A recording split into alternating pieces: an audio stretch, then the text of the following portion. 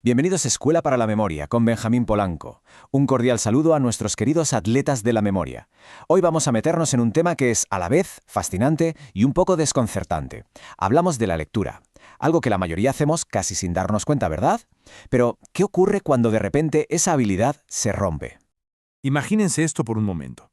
Que las letras en una página, incluso las que uno mismo acaba de escribir, pierden de golpe todo su significado. Se convierten en simples garabatos, en dibujos sin sentido. Pues bien, esta es la realidad para quienes sufren de alexia. Y es una condición que en el fondo nos abre una ventana a los secretos más profundos de cómo nuestro cerebro procesa el lenguaje escrito. Venga, vamos a definir el concepto clave de hoy. La alexia. Es, en esencia, como una especie de ceguera para las palabras, pero ojo, provocada por un daño en el cerebro. Y esto es súper importante entenderlo, ¿eh? Los ojos funcionan a la perfección, ven las letras. El problema es que el cerebro ha perdido, por así decirlo, el software para decodificar esos símbolos. No es un problema de visión, es un problema de interpretación, totalmente neurológico.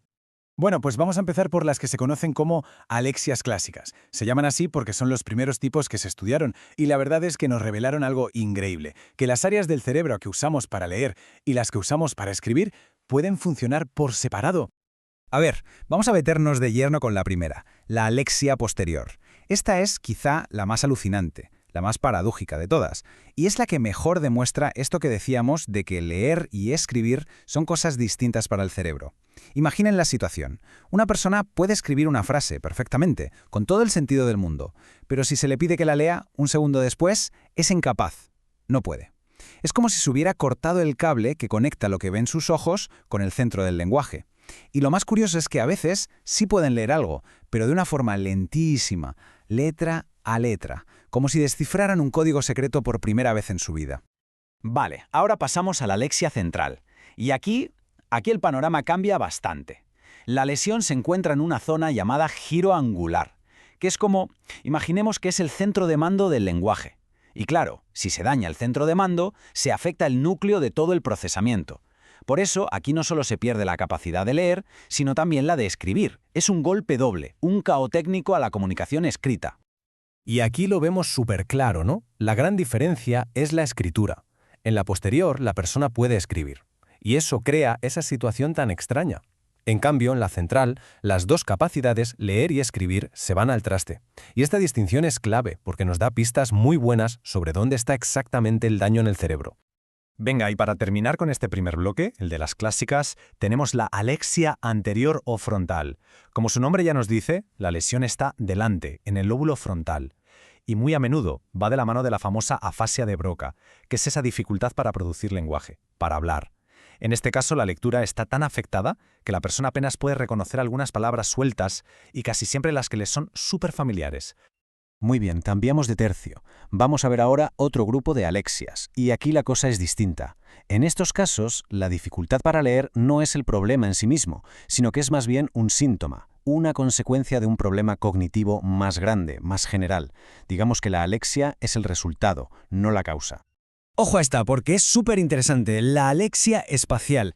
Aquí el problema no tiene nada que ver con el lenguaje, sino con la percepción del espacio. ¿Qué pasa? Que por una lesión en el hemisferio derecho, la persona literalmente ignora la mitad izquierda de todo lo que ve. Así que al leer se saltan el principio de las frases, o se pierden al cambiar de línea. No es que no entiendan las palabras, es que su cerebro no está viendo una parte del texto. Luego tenemos la alexia afásica, que esta es bastante fácil de entender.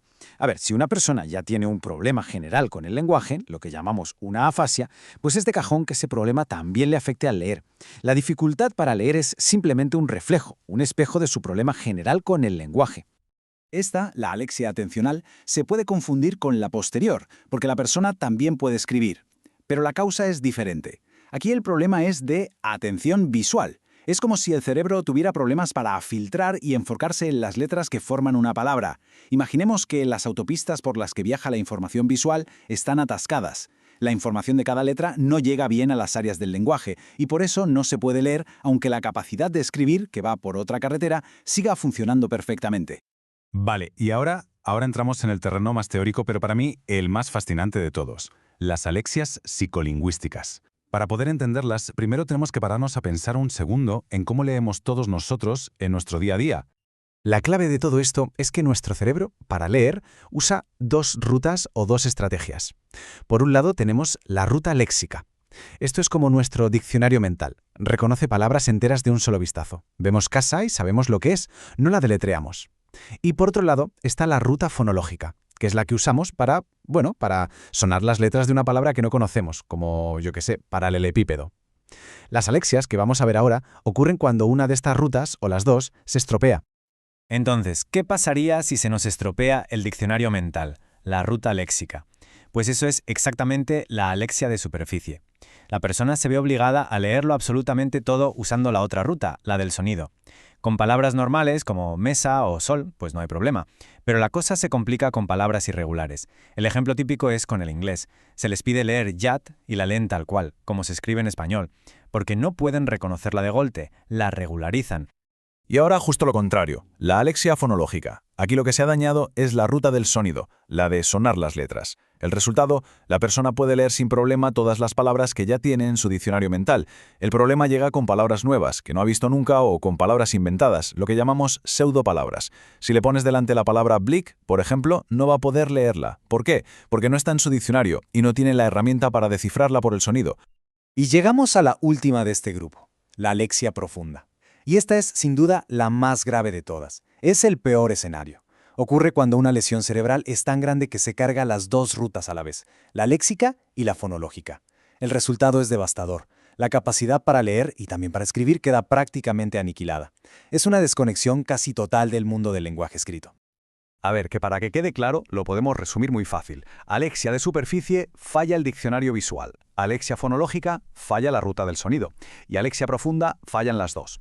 Este modelo de las dos rutas, la verdad es que es una herramienta súper potente para entender cómo está montada la arquitectura de la lectura dentro de nuestra cabeza. Muy bien, después de todo este viaje por las diferentes maneras en las que la lectura puede romperse, ¿con qué nos quedamos? ¿Qué hemos aprendido realmente sobre esta habilidad tan increíble? Pues el mensaje final creo que está bastante claro. Leer no es algo simple, para nada. Es más bien como una sinfonía, una coreografía súper compleja en la que participan la vista, el lenguaje, la memoria, la atención, todo a la vez. Estudiar las alexias es un poco como mirar un motor a través de sus averías. Cada vez que algo falla, aprendemos cómo funciona una de las piezas. Y la verdad nos obliga a darnos cuenta del pequeño milagro que ocurre en nuestro cerebro cada vez que abrimos un libro y esas manchas de tinta de repente cobran vida. Y recuerda que en Escuela para la Memoria Benjamín Polanco estamos para ayudarte a desarrollar tu supermemoria en 24 horas.